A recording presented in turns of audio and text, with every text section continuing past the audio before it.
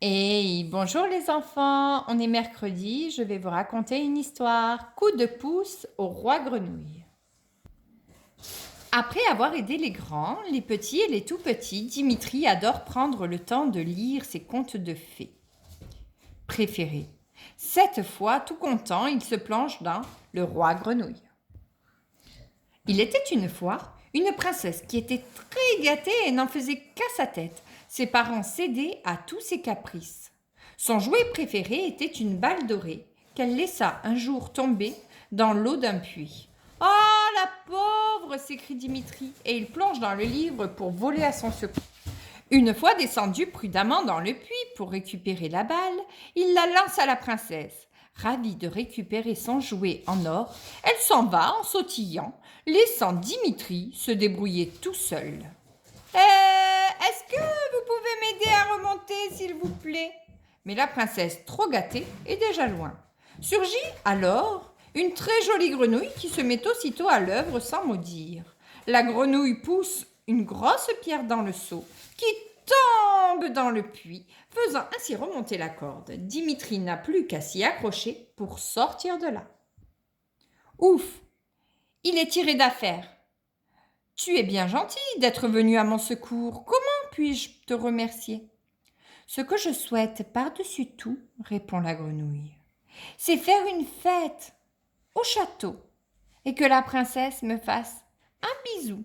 Je vais t'aider, promit Dimitri. Mais parle-moi d'elle. Qu'aime-t-elle? Tout ce qui brille. Perchée sur sa branche, une pie a tout entendu. La pie voleuse qui, elle aussi, adore tout ce qui brille. Dimitri court après la princesse qui papillonne.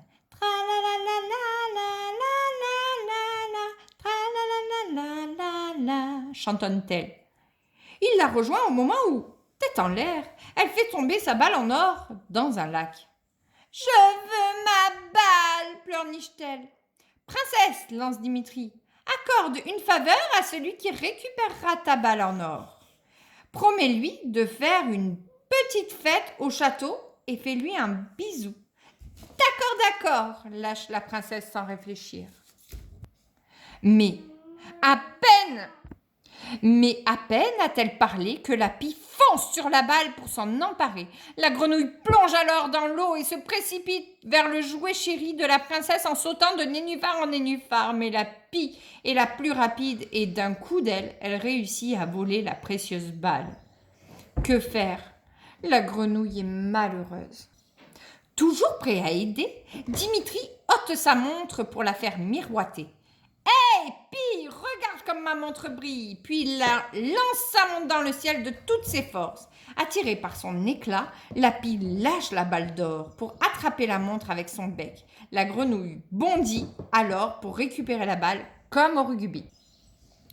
Toute contente, la grenouille pousse la balle dorée jusqu'à la princesse. Dimitri ajoute « Et voilà, princesse, vous n'avez plus qu'à accorder sa faveur à celui qui a récupéré votre balle d'or. » D'accord, répète-t-elle en prenant son jouet favori et oubliant aussitôt ce qu'elle a dit.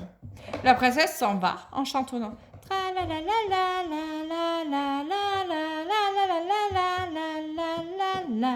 Légère, elle saute dans son carrosse et file en direction du château du roi son père. Alors, elle n'est vraiment pas gentille, pense Dimitri. Alors il saute sur un grand cheval blanc qui broutait non loin de là, prend la grenouille avec lui et, au grand galop, rejoint la princesse au moment où elle arrive dans la cour du château. Hé, princesse, vous avez promis quelque chose? D'accord, lâche-t-elle en courant dans les grands escaliers. Perdant patience, Dimitri bondit dans la salle du trône et devant le roi ose lancer avec fermeté « Princesse, vous oubliez votre promesse. Et la grenouille alors ?»« D'accord, fait-elle sans écouter davantage. Le roi se gratte la tête et ajoute « Ce garçon a raison, ma chérie. Il faut tenir ses promesses, sinon que deviendrait mon royaume? Tu dois faire ce que tu as promis. » Bien obligée, la princesse accepte donc de faire sa fameuse petite fête au château. La mignonne grenouille se pose sur un gros coussin et réclame son bisou. D'accord, d'accord, répète à nouveau la princesse en lui tournant le dos. Dimitri surgit alors de l'armoire et la gronde gentiment. Princesse, ça suffit. La princesse soupire, embrasse la grenouille et un prince très beau apparaît à la place. Une sorcière lui avait jeté un sort. Aussitôt, la princesse tombe amoureuse du prince et lui dit en le regardant droit dans les yeux « D'accord, d'accord ». Et c'est ainsi que la princesse épousa le prince, qui l'aimait depuis toujours malgré ses petits défauts. Quel beau mariage ce fut. À partir de ce jour, elle tint toujours, très gentiment, toutes ses promesses. Heureux, Dimitri n'a plus qu'à retourner dans sa vie à lui. Les vrais gentils sont toujours les plus forts. Et cric et crac, cette histoire est terminée. À la prochaine fois pour une autre histoire. Et voilà les enfants, la deuxième histoire, dit le loup. Ce matin, Garou le loup avance péniblement sur le chantier qui mène à sa maisonnette. Son sac semble bien rempli et si lourd. Caché derrière un buisson, des chèvres le regardent passer. Dis le loup, il y a quoi dans ta besace, chevrotte la plus courageuse? De quoi remplir mon ventre affamé, lui répond Garou. À côté d'un ruisseau, un mouton fait des bonds en apercevant Garou. Ce n'est pas la peine de t'enfuir, lui crie le loup. Regarde, mon sac est déjà bien rempli. Curieux, le mouton s'approche alors de Garou et lui demande « Dis, le loup, il y a quoi dans ta grosse besace ?»« Mon repas pour midi, » lui répond Garou en se léchant les babines. Plus loin, le loup rencontre une petite poule. « Dis, le loup, tu ne vas pas me manger ?» lui demande-t-elle en tremblant de peur. « Tu as de la chance, j'ai déjà de quoi me préparer un bon repas !» s'exclame Garou en montrant sa besace.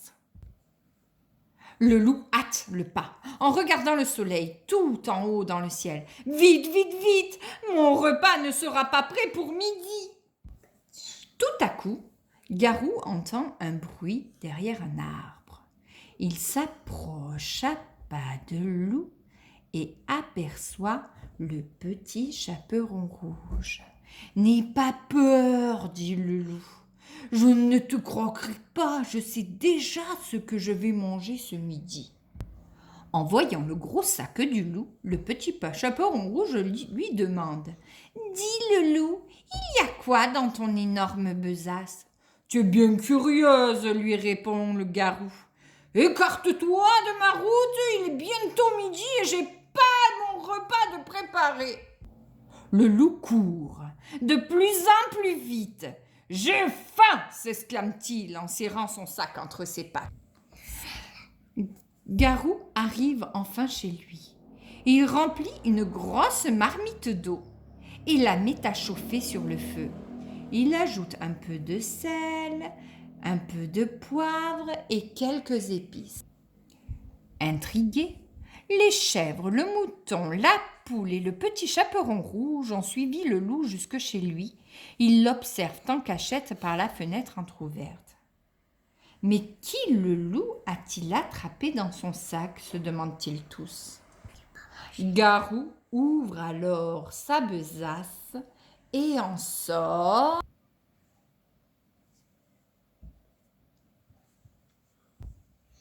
des épinards et des carottes. Je vais me préparer une bonne soupe aux légumes, s'exclame le loup en se frottant le. Une demi-heure plus tard, en mangeant son potage, Garou aperçoit les chèvres, le mouton, la poule et le petit chaperon rouge qui le regardent avec les yeux grands ouverts par la fenêtre. « Vous voulez goûter ma soupe aux légumes ?» leur propose le loup. « Grâce aux carottes, vous aurez bonne mine et grâce aux épinards, vous serez fort comme moi. » Et cric et crac, cette histoire est terminée pour aujourd'hui. À bientôt pour de nouvelles histoires.